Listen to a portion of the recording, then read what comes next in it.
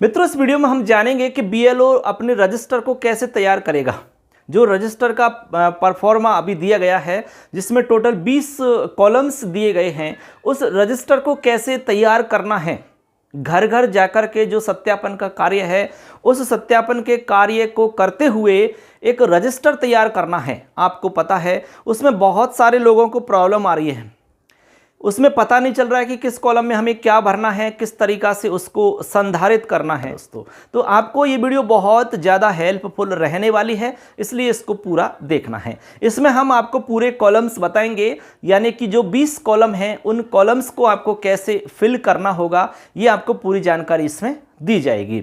सबसे पहले तो आपको हम बता दें दोस्तों कि इसमें 3 तरह के स्टेटमेंट आपके काम आएंगे। स्टेटमेंट 2, स्टेटमेंट 3 नंबर और स्टेटमेंट 9 नंबर। इन तीनों को कैसे हम फिल करेंगे ये आपको मैं बताऊंगा, एक एक को आसानी से बता दूंगा, हिंदी में समझा दूंगा। आपके पास जो रजिस्टर है उसमें इंग्लिश में लिखा हुआ है, लेकिन मैं आपको यहाँ हिंदी में समझा दूंगा, जिससे आराम से काम आपका हो जाएगा। इसके बाद में जो 3 नंबर है वो पार्ट ऑफ पॉपुलेशन का है, उसमें पॉपुलेशन में आपको कैसे फिल करना होगा वो भी समझा दिया जाएगा। इसके बाद में लास्ट में हमारा 9 नंबर का जो स्टेटमेंट है उसमें हमारा कंस्ट्रक्शन से संबंधित है, ठीक है। तो उसमें आपको सिर्फ 3 कॉलम्स से ही हमें मतलब होता है, 1 से लेकर के 3। तो ऐसे करके मैं आपको पूरी डिटेल इसमें समझा दूंगा, तो पूरा वीडियो आप जरूर देखना दोस्तों। चलिए दोस्तों शुरू करते हैं। इसमें हम आपको बताएंगे कि जो बीएलओ रजिस्टर है उसको कैसे तैयार करना है, बिना किसी प्रॉब्लम के, बिना किसी परेशानी के। कहीं पर भी आपको पूछने की आवश्यकता नहीं पड़ेगी यदि आपने ये हमारा वीडियो सुना और देखा तो बस। क्योंकि बहुत सारे हमारे बीएलओ महोदय हैं जिनको प्रॉब्लम आ रही थी, बहुत सारी दिक्कत हो रही थी, उनको बार बार पूछ रहे थे कि इसमें कैसे हम तैयार करें, ये हमारी समझ में नहीं आया, स्टेटमेंट 2 समझ में नहीं आ रहा है, 3 समझ में नहीं आ रहा है, 9 समझ में नहीं आ रहा है। मैं सब कुछ समझा दूंगा आपको। अभी फिलहाल में हम बात करेंगे स्टेटमेंट 2 की, ठीक है। उस रजिस्टर को आप कैसे तैयार करें, तो आपको बिल्कुल परेशान नहीं होना है। आपको मैं पूरा रजिस्टर समझा दूंगा कि कैसे आपको तैयार करना है। बस पूरा रजिस्टर समझ में आ जाएगा आपको कैसे तैयार करना होगा। अब देखिए दोस्तों, इसमें जो विशेष बातें हैं सबसे पहले हम उन पर फोकस करेंगे, उसके बाद में मैं आपको सारे बिंदु बताऊंगा कि किसमें क्या भरना है और कैसे फिल करना होगा, ठीक है ना, वो सब बता दूंगा। देखो दोस्तों, कॉलम्स के बारे में एक बार यहां पूरी जानकारी आप देख लीजिए। बीएलओ रजिस्टर तैयार करने के लिए घर घर जाकर सर्वे करने के दौरान जो दिशा निर्देश हैं वो आप एक बार समझो, उसके बाद में रजिस्टर हम तैयार करेंगे। सबसे पहला है कि इस प्रपत्र में प्रत्येक परिवार के 17 और 17 से अधिक आयु के समस्त परिवार के मेंबर की जानकारी आपको इकट्ठी करनी होगी। सबसे पहली चीज, यानी 17 और 17 प्लस के जितने भी लोग हैं उनकी जानकारी इसमें आपको लेनी है। बस समझ गए बात को, 17 और 17 प्लस। इसके बाद में नंबर 2 बात है, कॉलम संख्या 6 में रिलेशन टाइप में परिवार के मुखिया के लिए, यानी कॉलम संख्या 6 जो आएगा इसमें ध्यान रख लेना, कॉलम संख्या 6 के लिए जो रिलेशन टाइप का ऑप्शन आता है उसके अंदर यदि मुखिया है कोई, खुद मुखिया के बारे में इसमें भरा जा रहा है, तो उसमें आप सेल्फ लिखेंगे। ध्यान रख लेना, ये सेल्फ लिखना है।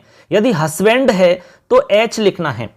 रिलेशन टाइप में यदि हस्बैंड है रिलेशन तो एच लिखना होगा, वाइफ के लिए डब्ल्यू लिखना होगा, बेटे के लिए एस, बेटी के लिए डी, दामाद के लिए एस एल, बहू के लिए डी एल, पोते के लिए जी एस और पोती के लिए जी डी और भाई के लिए बी, बहन के लिए एस और अन्य के लिए ओ के रूप में आपको दर्शाना होगा। शॉर्ट फॉर्म लिखनी है आपको। क्लियर है सबके, इसमें कोई दिक्कत नहीं होनी चाहिए। इसके बाद में आगे है कॉलम संख्या 16 में दिव्यांग होने की स्थिति में। कॉलम संख्या जो 16 है वो दिव्यांग वाला है, ठीक है ना। उसमें आपको कैसे भरना है, दिव्यांग होने की स्थिति में अंधता के लिए, यदि कोई अंधता से संबंधित उसमें प्रॉब्लम है तो उसके लिए आपको VI भरनी होगी, केवल VI।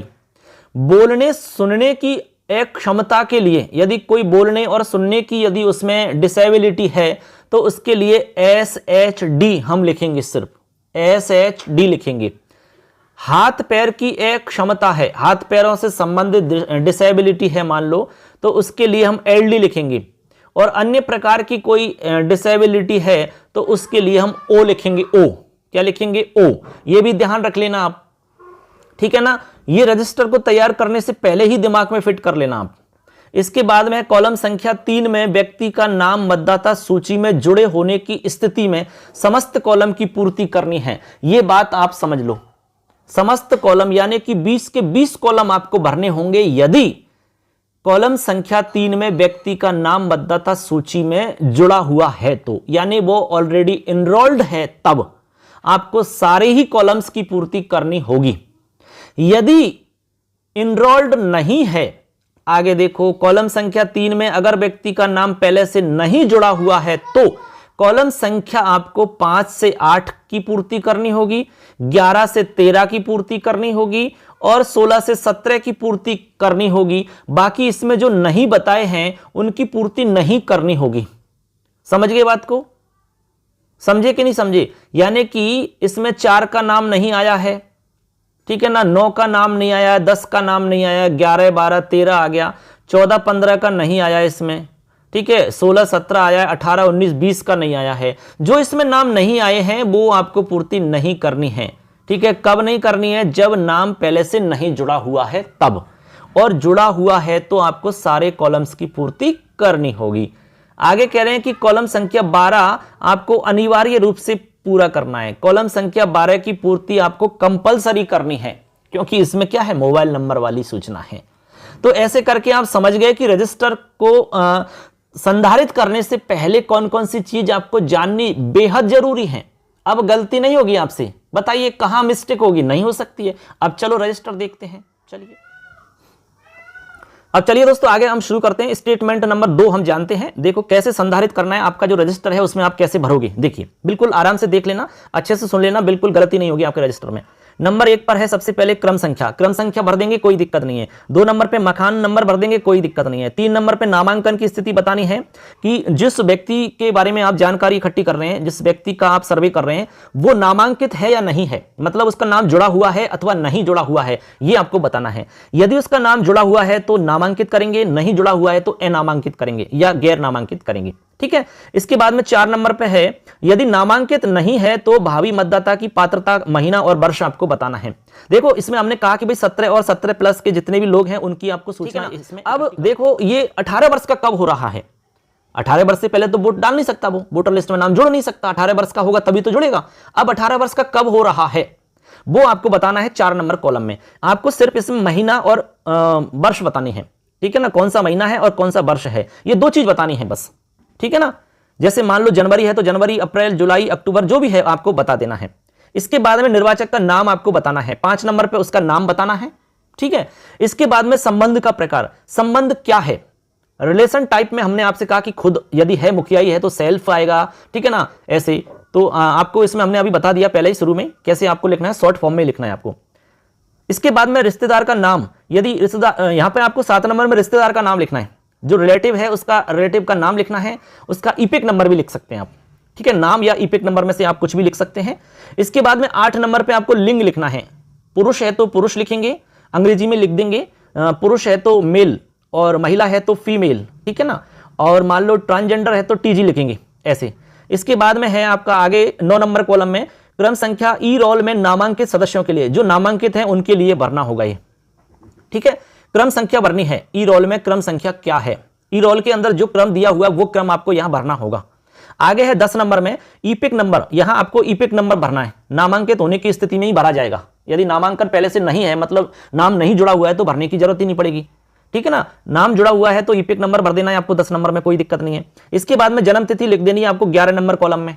यहां तक कोई प्रॉब्लम नहीं है, एकदम आसान है, आराम से कर लोगे। थोड़ा सा ये है कि भाई टाइम तो लगता है इसमें, 2-4 दिन आप ज्यादा मेहनत करोगे तो आपके लिए आसान हो जाएगा काम फटाफट। आगे चलिए, आगे देखिए हमारा कॉलम नंबर 12 है। 12 सबसे इंपॉर्टेंट बताया गया है, इसमें मोबाइल नंबर फिल करनी है आपको। मोबाइल नंबर आपको एक्टिव स्थिति वाला ही देखना है, जो चालू है वही भरना है।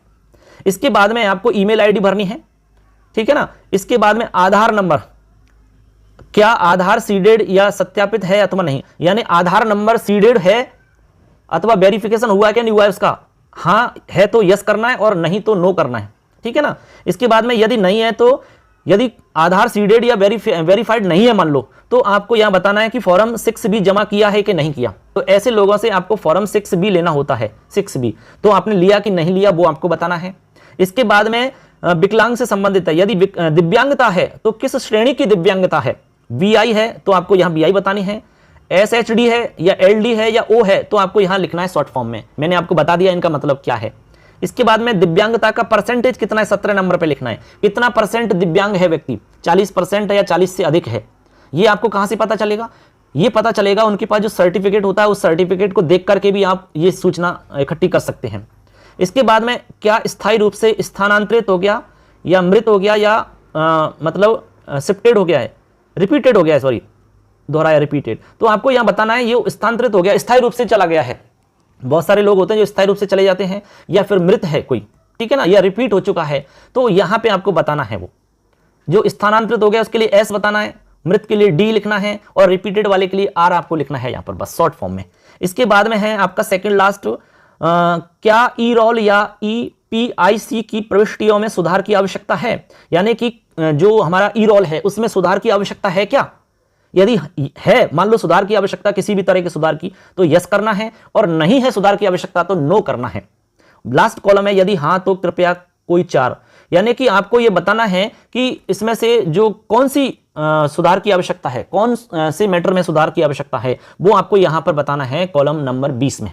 समझ गए बात को। लास्ट वाला कॉलम जो है वो सुधार के लिए है, इसमें आपको सुधार की आवश्यकता जो है उससे रिलेटेड जानकारी देनी होगी। तो ऐसे करके आप रजिस्टर को तैयार कर सकते हैं, इसमें कोई भी प्रॉब्लम नहीं है। अब इसमें कोई दिक्कत है तो आप बता सकते हैं, कमेंट में हमसे पूछ लेना, आपको जवाब मिल जाएगा। आगे चलिए, ये तो हो गया स्टेटमेंट नंबर 2। अब देखिए दोस्तों, स्टेटमेंट नंबर हम 3 आपको बताते हैं। ये है पार्ट ऑफ पॉपुलेशन, इसमें आपको टोटल पॉपुलेशन की जानकारी देनी होती है। एक मकान में रहने वाले समस्त व्यक्तियों की सूचना इसमें आपको भरनी है। यहां बच्चों की संख्या भी काउंट करनी है, चाहे वो 1 साल का है, 1 महीने का है, 2 दिन का है, 5 दिन का है, सारे लोगों की सूचना आएगी इसमें, ठीक है ना। ऐसे तो इसमें तो बहुत ही आसान है, मकान नंबर लिखेंगे, इसके बाद में कुल संख्या, घर में रहने वाले व्यक्तियों की संख्या, पुरुष कितने, महिला कितने, ट्रांसजेंडर कितना, टोटल कितने हो गए, ये लिखना है बस। इसके बाद में यदि दिव्यांगजन है तो लिखना है, नहीं तो इसको छोड़ देना है। हो गया कंप्लीट बस। ऐसे आपको ये वाली सूचना कंप्लीट करनी है, स्टेटमेंट नंबर 3। अब चलते हैं आगे, नंबर 9। देखिए ये है भाग में नया विकास, यदि कोई नया काम हुआ है तो वो आपको बताना है, ठीक है। इसमें क्या करना है, आवास का मतलब परिवार से है, यानी देखो सबसे पहले इसमें हमने कहा कि भाई 3 ही कॉलम पे आपको काम करना है, 1 2 3 बस। तो 1 नंबर पे है पिछले पुनरीक्षण के बाद से, जो पहले पुनरीक्षण हुआ उससे लेकर के अब नवनिर्मित आवासों की संख्या कितनी है, यानी कि घर बताने, आपको घर कितने घर बने हैं उसकी संख्या बतानी है सिर्फ। इसके बाद में नंबर 2, पिछले संशोधन के बाद से नवनिर्मित भवनों या अपार्टमेंटों की संख्या बतानी है, कितनी भवन बिल्डिंग्स बनी हैं, बिल्डिंग्स, ठीक है ना। अच्छी अच्छी जो हवेलियां होती हैं वो बिल्डिंग्स में आएंगी, अपार्टमेंट्स के अंदर आएंगी। और लास्ट है पिछले संशोधन के बाद से बनी नवनिर्मित सोसाइटी की संख्या बतानी है, सोसाइटी। समझ गए। तो इसमें 3 चीज बतानी है आपको। एक तो बताना है आवास यानी कि घर, इसका मतलब है एक परिवार से है, इसका मतलब एक परिवार, ठीक है। तो यहां एक परिवार, जैसे मान लो नए परिवार बन गए 2 4 5, तो वो आपको इसमें बता सकते हैं। इसके बाद में भवन और अपार्टमेंट से आशय क्या है, जो वीआईपी घर बने हुए हैं, रिहायशी भवन बने हुए हैं जहां 1 से अधिक परिवार उसमें रहते हैं, ठीक है ना, ऐसे। और लास्ट में सोसाइटी का मतलब, सोसाइटी से मतलब है एक पूरी की पूरी कॉलोनी की बसावट जो हो जाती है, एक नई कॉलोनी बन जाती है, वो सोसाइटी होती है। तो यदि ऐसा कुछ है तो सोसाइटी में संख्या बतानी है। भवन या अपार्टमेंट या बिल्डिंग्स बनी है तो आपको 2 नंबर में बताना है। कोई घर या परिवार नया बना है तो 1 नंबर में बताना है। ऐसे करके मित्रों हमने ये आपको तीनों बता दिए, यानी कि स्टेटमेंट नंबर 2 कैसे भरना है, 3 कैसे भरना है और 9 कैसे भरना है। अब इसमें कोई प्रॉब्लम आपको नहीं आनी चाहिए, एकदम आसान तरीका से हमने समझा दिया है। आराम से आप अब अपने रजिस्टर को तैयार कर सकते हैं, कोई दिक्कत नहीं आएगी। अब भी दिक्कत है तो फिर हम आपके साथ हैं, फटाफट कमेंट में आप अपना डाउट आप लिखें, हम आपको बिल्कुल बताएंगे, ठीक है ना दोस्तों। तो चैनल को जरूर सब्सक्राइब कर लेना, क्योंकि और भी जानकारी इस पे आपको हमेशा मिलती रहेंगी दोस्तों। धन्यवाद सबके लिए।